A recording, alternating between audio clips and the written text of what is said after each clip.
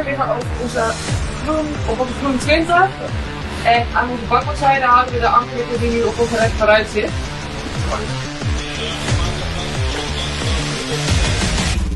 You don't have military forces for nothing. You need them for a certain reason. That's why you have them. That's why you pay for them. And the nice thing about it is that you're not alone. There's allies with you that possibly perceive the same threat and will join your forces to counter it.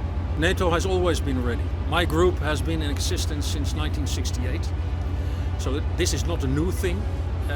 We've been available 24/7, 365 since 1968 and will continue to do so in the future. Threats are always threatening, isn't it?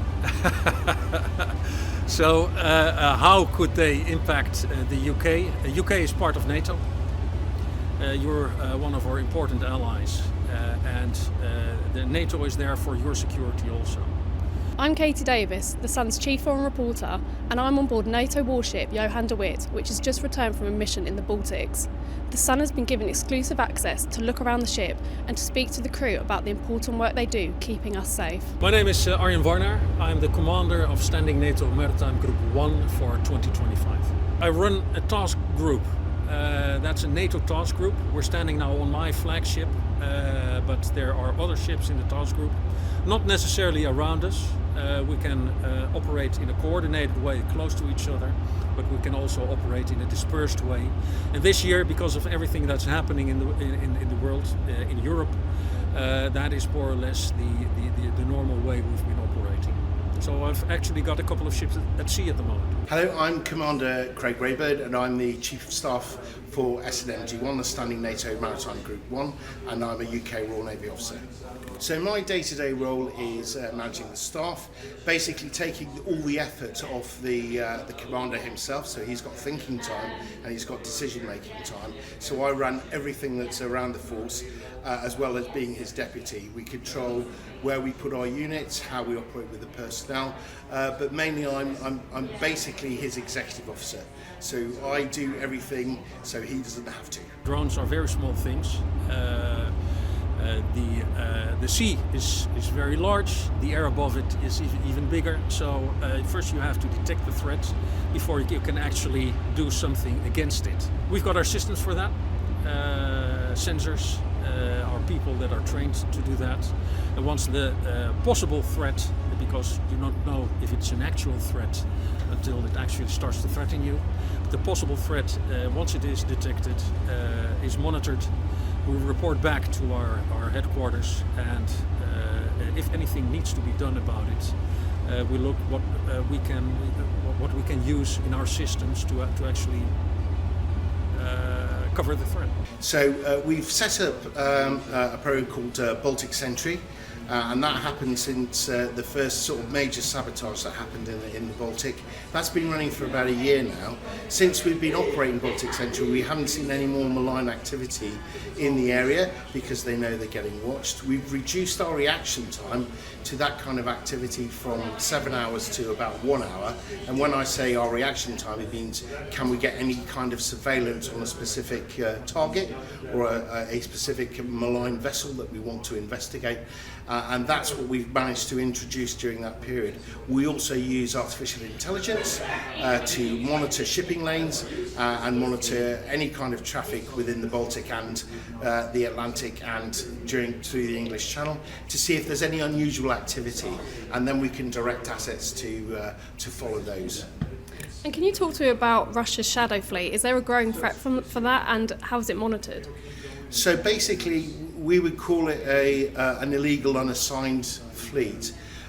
We monitor them very carefully. We haven't got to the stage yet of actually shadowing them ourselves and following them through. That's maybe something we're maybe considering for the future. But they provide a real threat to merchant shipping because they're maybe not operating with the correct insurance, they're not operating with the correct environmental conditions. We had one unit that basically went across the top of the Baltic Sea with its anchor dragging behind it. And so they lack seamanship, they lack proper qualifications, they lack training. They're basically a cheap asset for Russia to use to move its oil and gas and any other things they want to ship out to other areas who are actually buying things from Russia. So I don't think it's a threat. Like I say, the Baltic Sentry has been very effective, but we've had actual individual NATO countries take action. The French have taken action against one of the units, and the Finnish have taken action against one of these units. Of course, NATO, we support our countries, but we don't take action ourselves because UNCLOS prevents us from doing anything like that. But once they're in national territorial waters and they've broken the law within that area, then our partner countries can take action themselves, and they have done. So I'm part of NATO. I run a NATO task group, and when I'm working in your waters or around your waters, we are there for your security too. Not too long ago, we did an escort through the English Channel. It was partly done by a British frigate, HMS Duncan, but halfway through it was taken over by a German frigate, FGS Hamburg. Now, how nice is that? How grand is that? Having Germans looking at your security within NATO. There's lots of threats out there. We've had the critical infrastructure threat. That is a threat to us all because that will influence, for example, your economy. There is a possible threat to your sea lines of communication. Your economy is very dependent on that. Most of the stuff you buy out here comes overseas. So that could be a threat. We do track Russian warships, and we do follow them, especially if they're in territorial waters or just doing what we would call innocent passage. So they're absolutely allowed to go through these waters because they're within the international straits. One of these areas is going out through the Skagerrak in the Baltic, coming out of the Baltic, and then going through the English Channel as well. So just now our units have been shadowing Russian vessels going through the English Channel as we speak. We had Duncan operating under a NATO flag within our group. She took over shadowing from a French vessel. Then she handed over to a German vessel, and this was still within, if you like, the UK area of responsibility. Again, one of our vessels, the Hamburg, under the NATO flag, so they carried on that surveillance.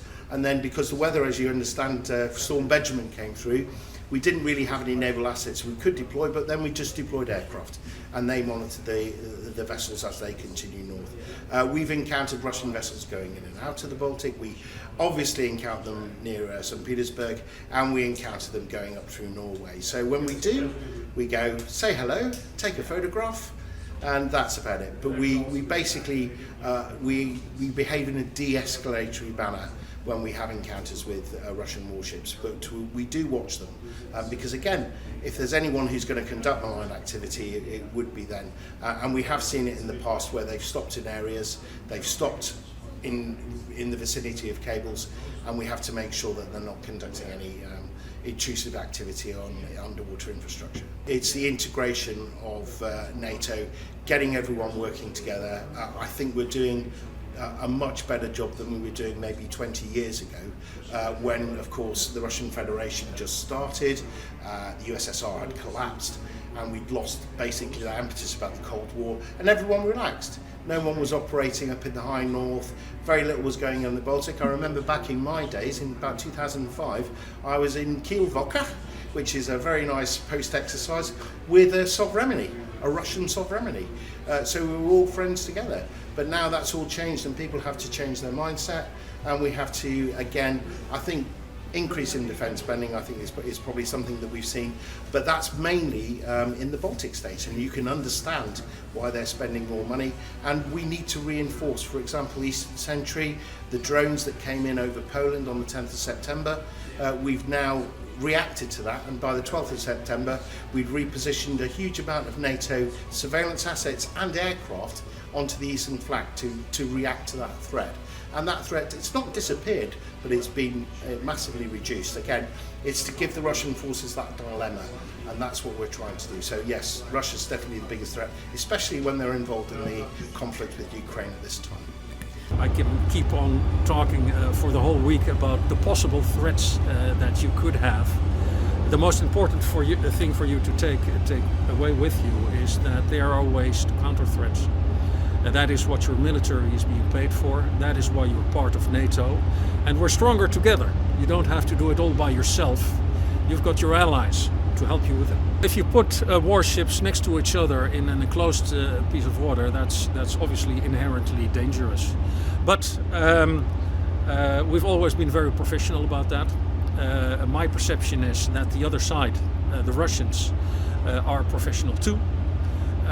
So we haven't seen any developing issues this year, and we hope to keep it that way.